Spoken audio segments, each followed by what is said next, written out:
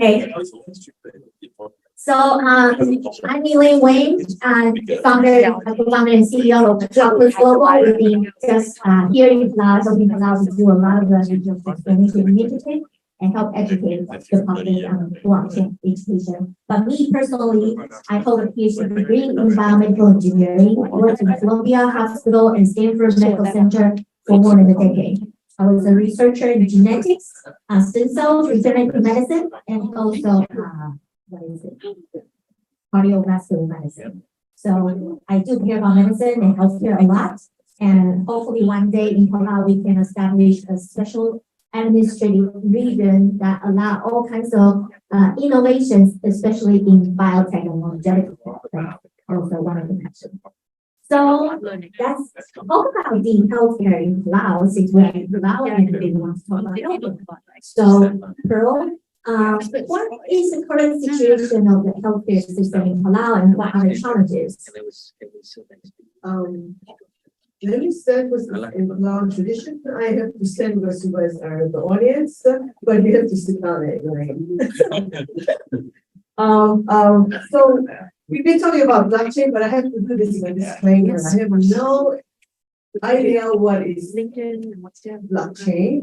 I cannot even operate a really simple smartphone. So, but we, as a group of Palauans, been here for the last couple of, grew up here, and we are so dedicated to improve the human health aspect of Palauans. We are so famous with the environmental health protection that is so high that I'm very fascinated that this conference is talking about blockchain and environment. So I know we are in pristine paradise, and thank you for coming, but I'm going to show you a little bit of a not so pristine in terms of our healthcare system because we are a developing country. So next slide, please.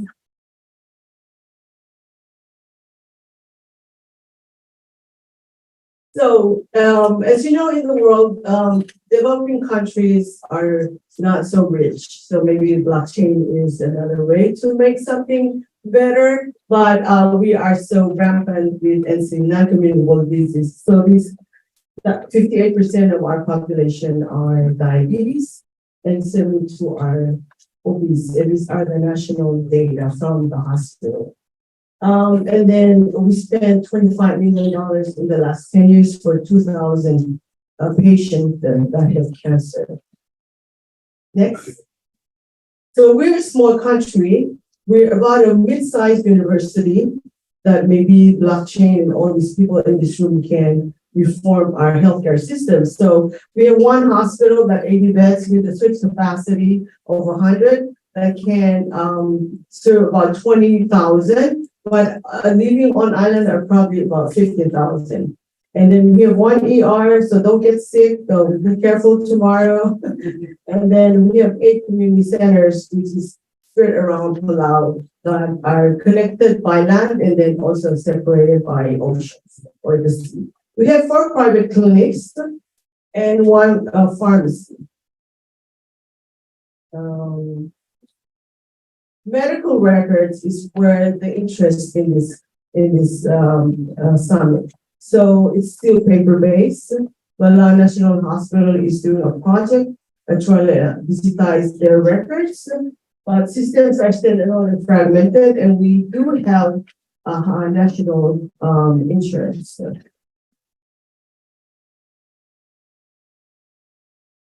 The challenges, Elaine, is looking at paper-based medical records. Every day, our records, our identity is compromised because it's paper-based. So if it goes through the chain of services, somebody see whatever. And so, knowing that living in a small, very, very small community, there always that coconut wireless, like, oh, I saw you have that disease that compromised every aspect of that medical record. And medical errors are very common from small to big because we're still developing our systems. And service providers do not share information. So I can go to this first clinic and then I don't feel satisfied, so I go to the next clinic tomorrow and the information doesn't get exchanged. Also, emergency access, we can improve that, because nobody can access any patient records or medical records. And also we can use that improvement to see all the patient records in the times of disasters and emergencies. Yes. And these are small, and there are a lot of like my dream of how maybe Elaine can help her out, come up with all these solutions. But I was been learning for the last 2 days, and I'm such a believer now that maybe looking at blockchain is a possibility to improve healthcare systems, to protect the privacy, and then also share the information in case of an emergency. But I would like to have my personal records in my hands, so I can determine that wellness outcome for you as an individual. I think that's the power of what I've learned today and yesterday, is to have that information on my hand to determine if I want to improve my health status as an individual. So next. So thank you, blockchain and this summit, for trying to transform our human health protection to be as parallel as the environmental pristine paradise in Palau. Please sit down. So let's start the panel. So we have just heard the status and update from Pearl. Thank you for these presentations about the current status of the healthcare situation in Palau.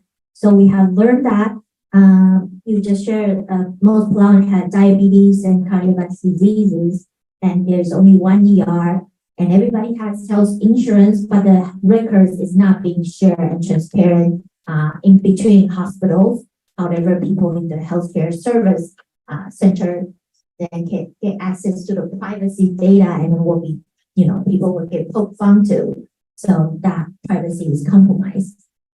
Yeah. So, but in addition to the healthcare records, I want to explore a little bit more on the actual therapeutic side, because we know there's diagnostic, there's therapeutic, and there's like data storage. Let's explore a little bit on the therapeutic. In the therapeutic, what I know is there's pharmaceutical or there's surgery procedures, and that's remove the surgery because that involves humans. How about pharmaceutical situation? Are the medicines very readily available? For example, diabetes patients will require medicines on a regular basis. Are they readily available? Will there be a shortage of that? And also, is the price transparent or is the price expensive? Well, one of those points in that busy slide was pharmaceutical and medical supplies chain, and it's not always available. So one glucose stick can become a life-threatening if you go into the ambulance to pick up a patient that is diabetic, but then you don't know how to. We cannot test the current sugar level because we run out of glucose because none of all the vendors here doesn't have it. So that kind of inventory, supply inventory, and that transparency of where there's the sourcing out, it's just we don't know who has it and who doesn't have it and when does it arrive. So that is the black hole in terms of pharmaceutical and medical supplies too. I see.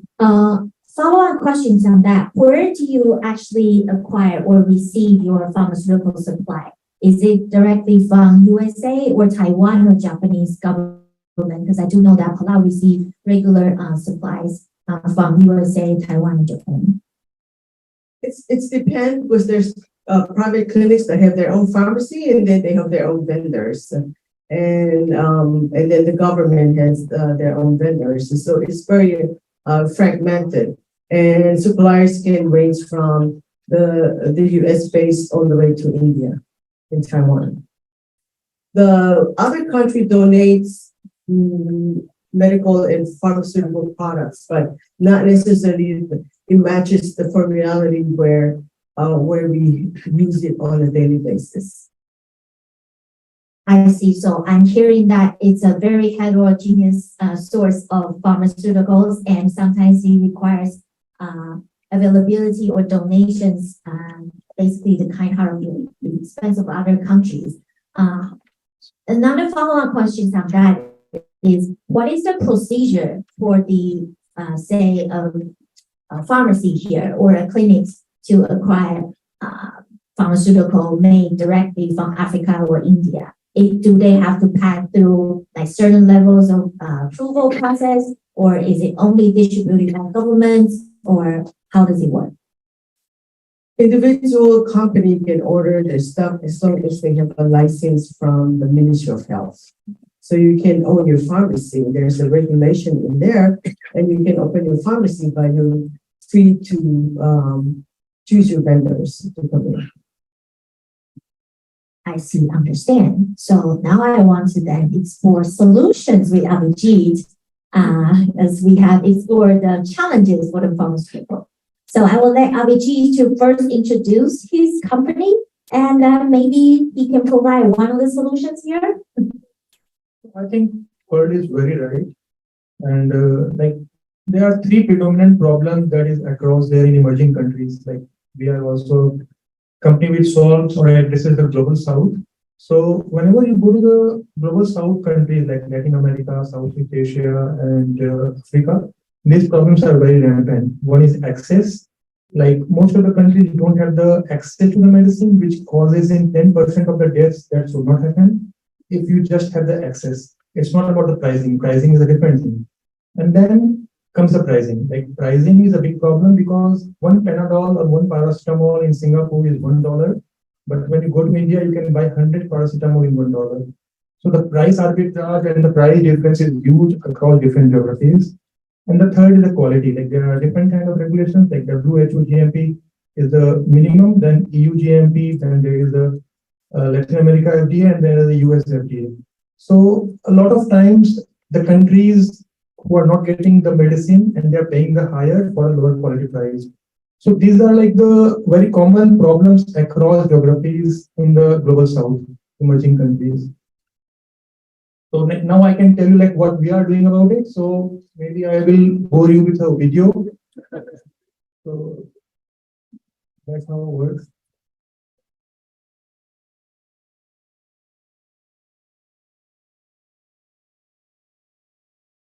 When he's getting ready for his videos and slide, I also want to share that I know in Palau that when one person gets really sick and requires really big medical procedures or attentions, they will go to Taiwan, and people in Palau will crowdfund and just give a little money and so that the sick persons can afford flights to Taiwan to seek such complicated medical procedures.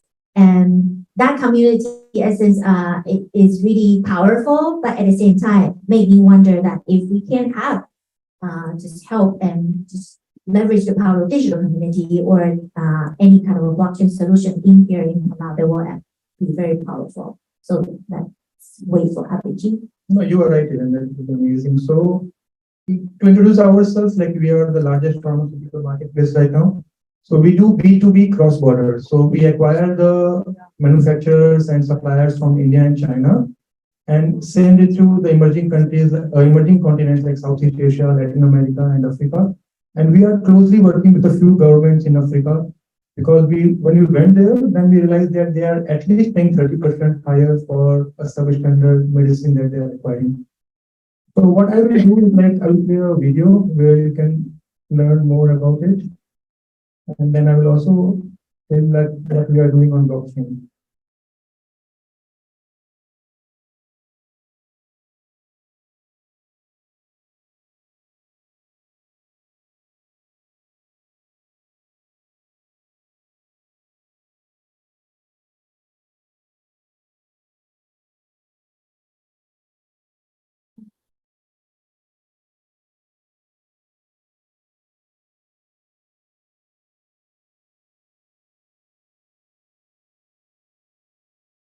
Okay, since we cannot hear that, Avijeet, would you like to just go to the website and then explain through instead of watching the video? So basically, there are like what I realized through Palau that there is no FDA in Palau. Mostly you have the FDA, that is the cause of entry barrier.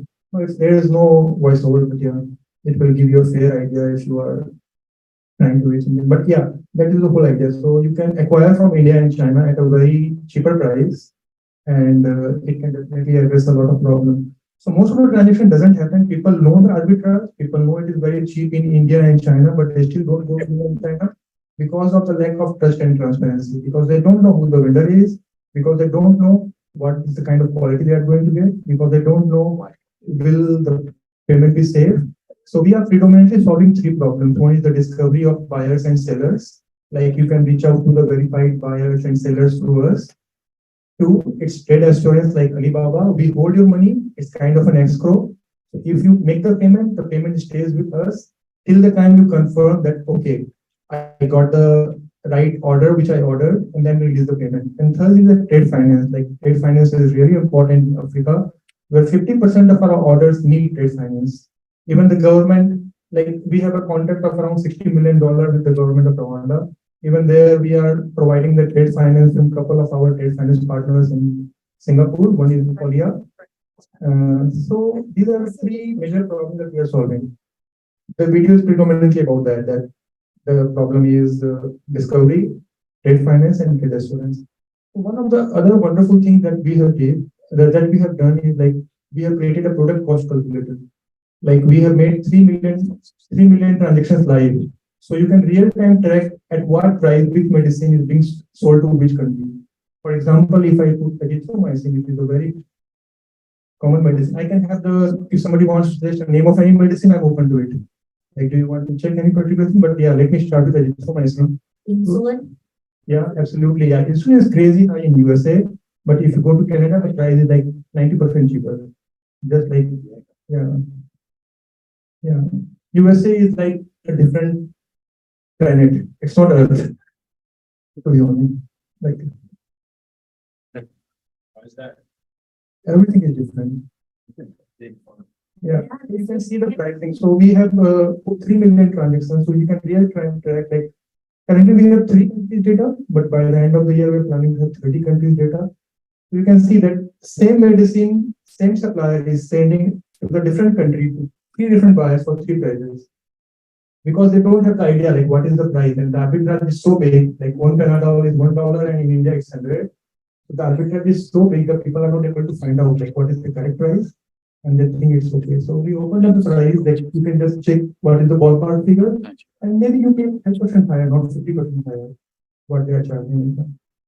So this is one of the other things we are doing. And lastly, there are some blockchain applications that we are doing that I can play.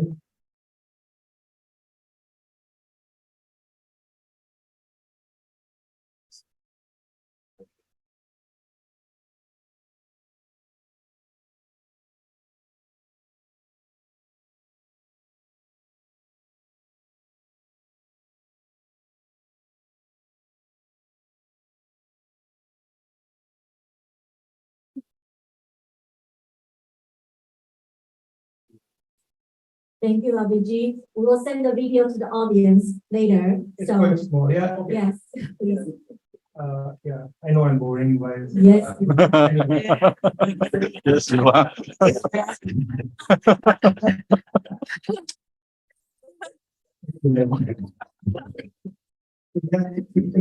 Let me do a brief before you traceability. You can see the timestamp and you can see the origin of the medicine by scanning the QR code. So that is first thing, and the second thing is tracking. You can see the whole transaction on the chain because it helps in dispute resolution. Somebody ordered something and they got something else. So if the entire data is on the blockchain, the data integrity is there. Third part is like we are converting the documents to NFT, so it cannot be tampered with. There is a lot of problem with tampering in the cross-border transactions. And the fourth is like reviews and ratings are on blockchain. So yeah, that's all. All right, please sit down. Yeah. Thank you, Avijeet. That's one of the big problems of, in terms of pharmaceutical pricing in the whole world, Yeah. because we never really know what is the correct price of the medicine we receive every time we go to hospital. Like I live in New York City, San Francisco, Taiwan, and Palau, and I bet you the medicine I receive in every country is very different. Like the medicine I receive in San Francisco is like 1 million times than Taiwan. So how can Palau then benefit from this specifically? Can Palau clinics like Pearl purchase all the pharmaceuticals from your platform? There's an echo. Can we turn it off?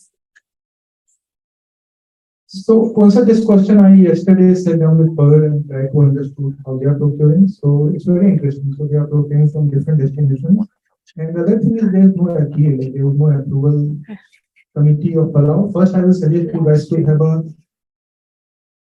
There is a committee, you need to have a license, there's a regulation with the Ministry of Health, but it's not called FDA, but you have to meet those regulations in order for you to be able to get your medicine into the pharmacy. so you need to register for pharmacy or you need to register to get the drug in? Pharmacy. Yeah, getting the pharmacy, yeah, you have but in every other country, you will have a agency for which you have to go through to pass the medicine quality. The first thing I would suggest to go through the approval committee that you guys need to set up because of the quality of medicine. The other thing is that we are dealing with a lot of US FDA companies.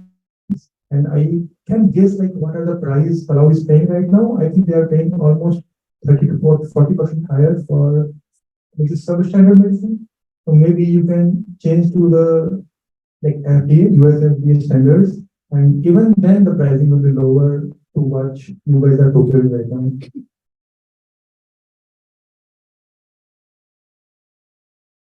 So for the follow-on question to that, say if I live in a country where pharmaceutical is expensive using your very transparent price comparator, and then I notice that, oh, the medicine of Taiwan is really cheap. And how is it possible for me sitting in San Francisco to purchase medicine in Taiwan price? Is that what you're suggesting? So, like I said, we are dealing in the global south. US has its own problems, so we try to stay away from the US for at least a couple of years. So yeah, if you talk about any other country, really, so we are currently not operating in the US and Europe, but yeah, global south emerging countries, yes, we can. There are ways to get like we are creating the long tail of pharma. So by the end of the year, you will have more than 10 million products. So I think people can find even very rare and obscure medicines here at a very reasonable price. That is the idea. So you're saying that other than the USA, people in countries where the price of pharmaceuticals is expensive can actually go to your website and to see the traceable pricing and purchasing records on blockchain and then purchase from there. Will that then be subjected to additional regulations? Is your platform in compliance with multiple countries? We are in compliance, like we are a B2B cross border, so we have to be in compliance. So we are completely in compliance. And even if some retail person wants some rare medicine, they can reach out to somebody we can suggest in that geography. That if you are in Argentina and you need some rare medicine, we can tell you, okay, you go to this supplier, you will send the medicine to this supplier, you can get it. I see. Well, Pearl, do you see this possible? Would you like to experiment with IG? Yeah, we have a couple of meetings with him on site conference, so we're having that dialogue and it can solve that, pharmaceutical. But, blockchain, for medical records as an aspect that we really look into how we consolidate or organize and put that data, patient data information on individual access. So we talk about awareness process for individuals to own their stuff. To be honest, like I can help you with that. Like we have a blockchain developers. I can give you and they can develop a solution, but you have to put the data in. So we can build a tech solution for you if you want. I love how this summit has just helped solve one problem in Palau. So thank you, Avijeet, for bringing the technology solutions and expertise and the future help to this amazing country. And thank you for sharing your insights and updates for the status of healthcare in Palau. Thank you so much, Elaine. So this is the last panel. Anybody have questions in terms of regarding the healthcare?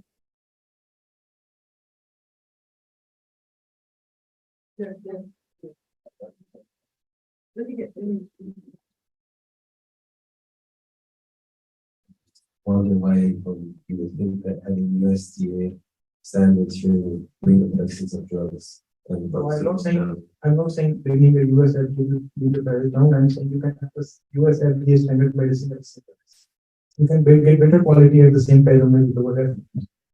And the other thing is, there's no way for testing in Palau and the chemistry for any of the products. So is there a mechanism that Yes. allows you to Yes. guarantee the quality? Yes, we have testing partners in India who will taste the products and send the report.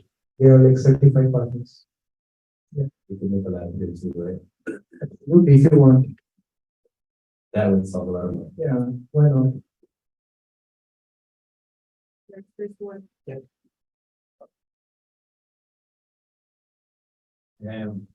From the challenges you mentioned here, like the obesity and the diabetes, I know it's very common in the Pacific because it's seafaring people, and actually genetically you had to have very efficient carbohydrate metabolism in order to survive those long trips in the ocean.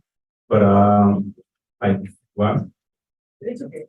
52. 50 genes. Yeah. So With the genes. but I think that the solution is not those drugs. You know, because I don't know if there's high correlation actually with people with drugs and people life expectancy. I think the solution should be on, nutrition and exercise. And maybe there should be like solutions to track or incentivize the population here for better nutrition, higher quality food, and more physical activity. And that's exactly what I do with our NGO. Everything that you said, we've been doing for the last 15 years. We're looking at that data, and we've been changing policy to have wellness process and access.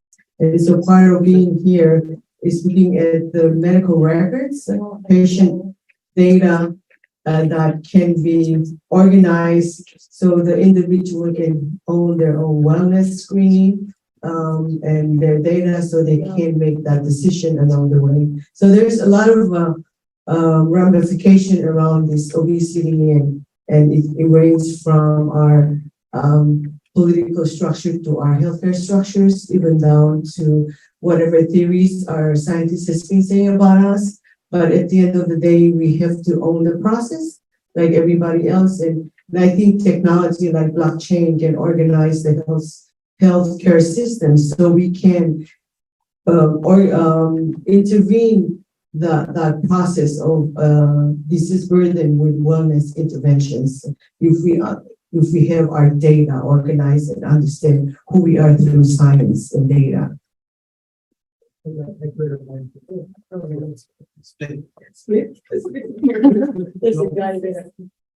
I think it's a very relevant question, and I appreciate the question because people do not realize that obesity is sometimes because of malnutrition. Obesity is a sign of malnutrition. People do not realize, and like how much nutrition is important to cure obesity is like very understated. So I'm just saying that, by the way, on the solution side, you can quantify how much it costs to your economy to have an obese person, and then have like a program where if you're not considered obese, you get some sort of like a cash incentive or actually a token because you save that money from the healthcare system of the country.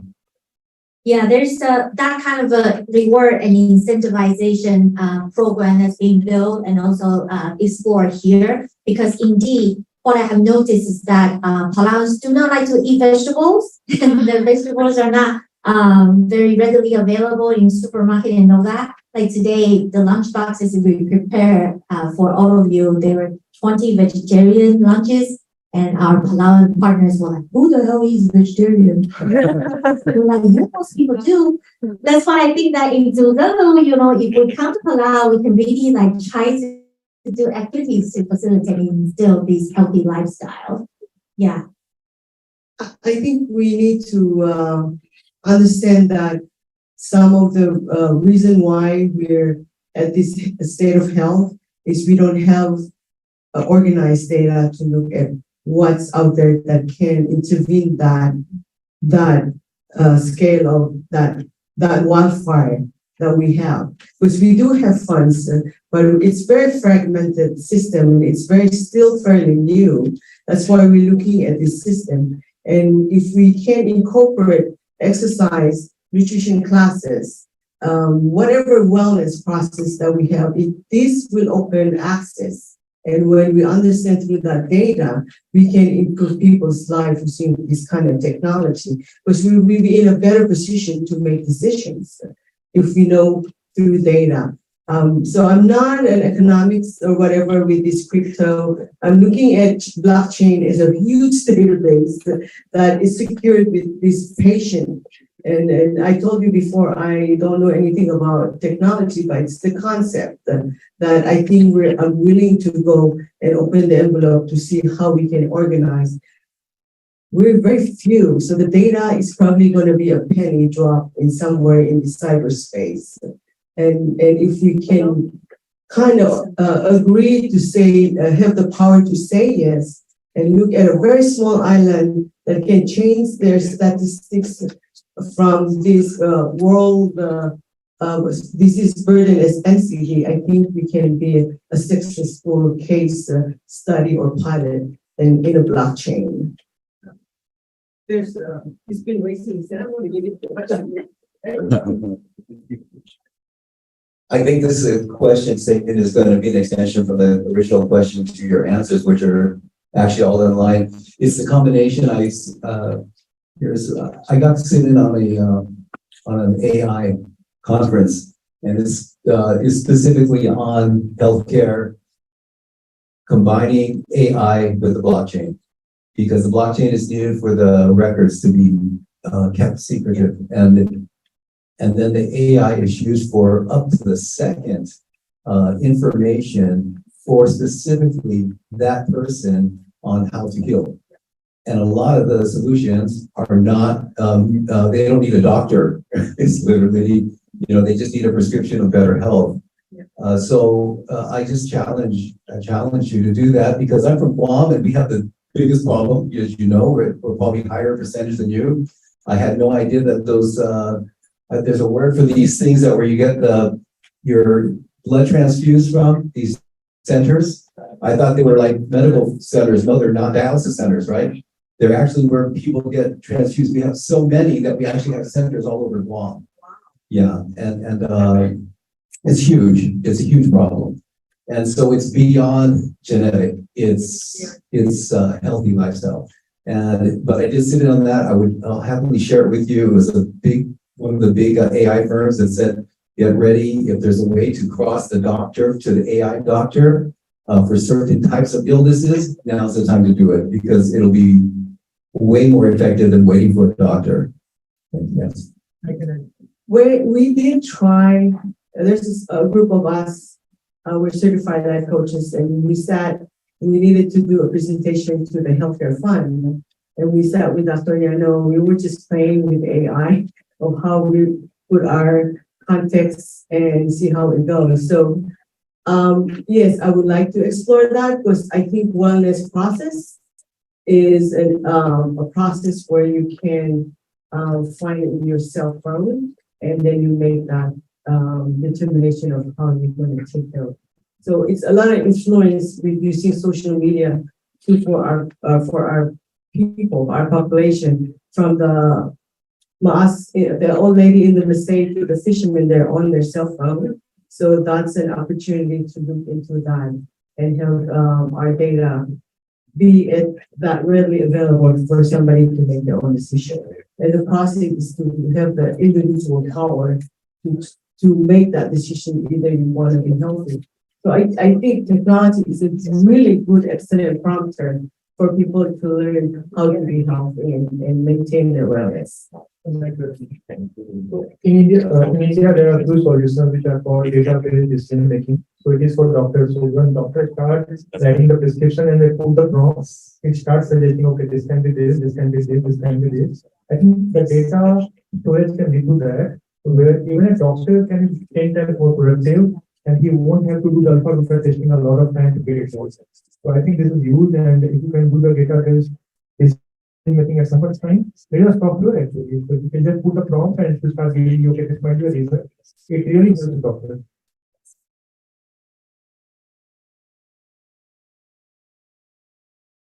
Any other questions? If not, then let's thank Pearls and Avijeet for sharing this exchange. And I'm very excited about the culture of Palau to engage in here, and we can continue this this collaboration after this summit. Thank you. Yes. Thank you, Elaine. And if anybody who has like any biotech longevity tech want to have